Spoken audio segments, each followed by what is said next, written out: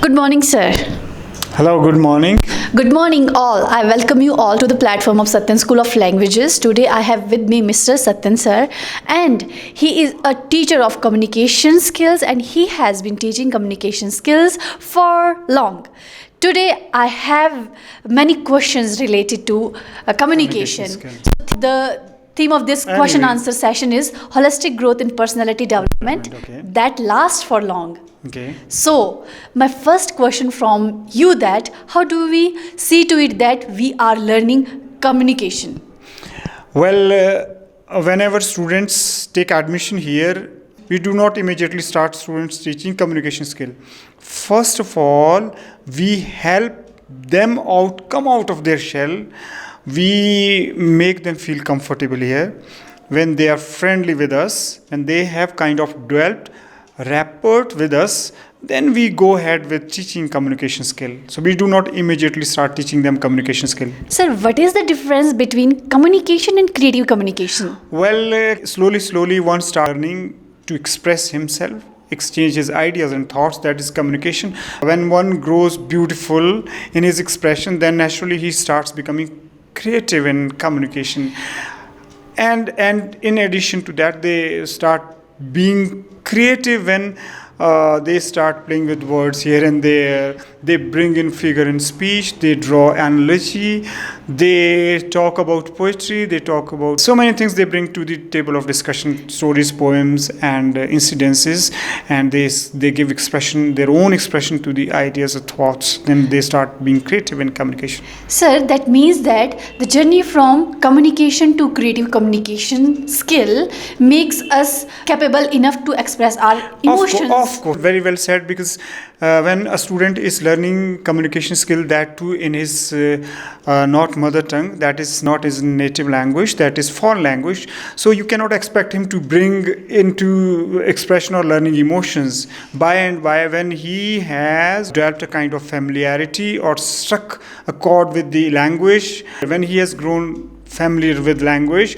then he starts enjoying, and then emotions also start taking part in his expression then. Sir, I have listened from one of your videos that emotions come under non-verbal communication, and emotion doesn't have words. What is the language of emotion? It's a words also, non-verbal and verbal also. For instance, if I'm feeling angry, how would I express my anger? Of course, through words or through my hand. If anger is deep, then naturally I will use my hand. If words fail me, ultimately I will resort to my hand. So it depends. You cannot say simply that emotions are expressed through non-verbal communication. Sir, if you give me permission, Now, please, you're welcome. I would also like to ask one of the questions from emotions. Sir, what is the role of emotion in learning anything?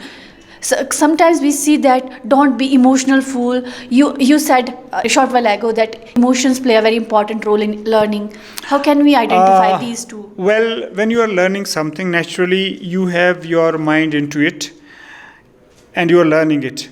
And if you have heart into it, you will learn it better. So naturally emotions play a very important part, and the one who is sensitive will definitely learn more than the one who is not sensitive at all. And sensitivity means emotions. How good one is at learning communication skill depends on how sensitive he or she is towards words, ideas, thoughts, communication and grammar. So sensitivity is what is needed in order to be communicative in your expression. You explained very comprehensively. That made me ask one of the questions. Please, you're welcome. Sometimes what happens when situations are adverse, then these demons, our heart starts beating fast, our emotions overpower our intelligence. Yes, of then course. at that moment of time, our real nature is suppressed by these demons. You should grow emotionally intelligent also, That is what we teach, emotional intelligence. For instance, if you are teaching a student communication skill, you are teaching tenses, but you should see to it that they grow emotionally intelligent also. With emotional intelligence, I don't think that your emotions will start overpowering you. Contrary to that, emotions will help you out, grow in your life. So these are powerful. Emotions are very powerful thing. Sir, could I ask a last question from please, you? you're welcome. That will be in the welfare of all the students Please. and for myself. Please. We have many instructions like we should be emotionally intelligent. We should speak where it is necessary. We should not speak in the air. We should not be verbose. So how do we see to it? And what are the tools and techniques to translate these instructions into result? I think you want to say that how to be application oriented. It's all about putting your idea into practice. So in principle you have learned so many things, but the question is how to put them into practice. Yeah, this exactly. Is what you sir. want to say. I think the best way is first to get to the basics of things. The basics of something means the very part and facts, or you can say the most important parts and facts of something, from which other things will develop.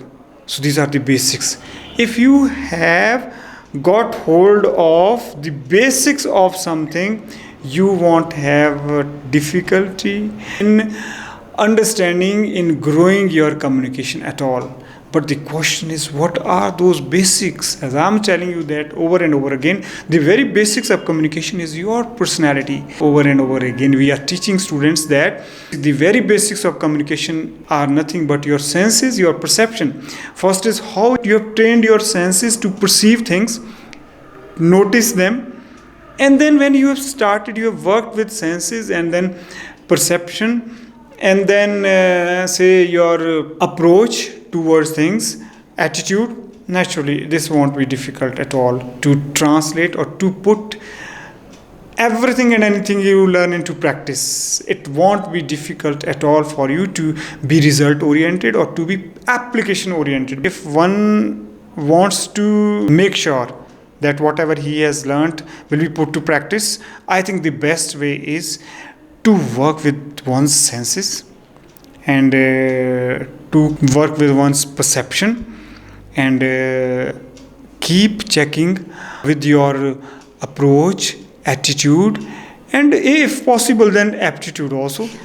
I will not ask questions. I will hold for tomorrow. Yeah, please. So thank you, sir. Thank you for your great explanation and thank you for being with us.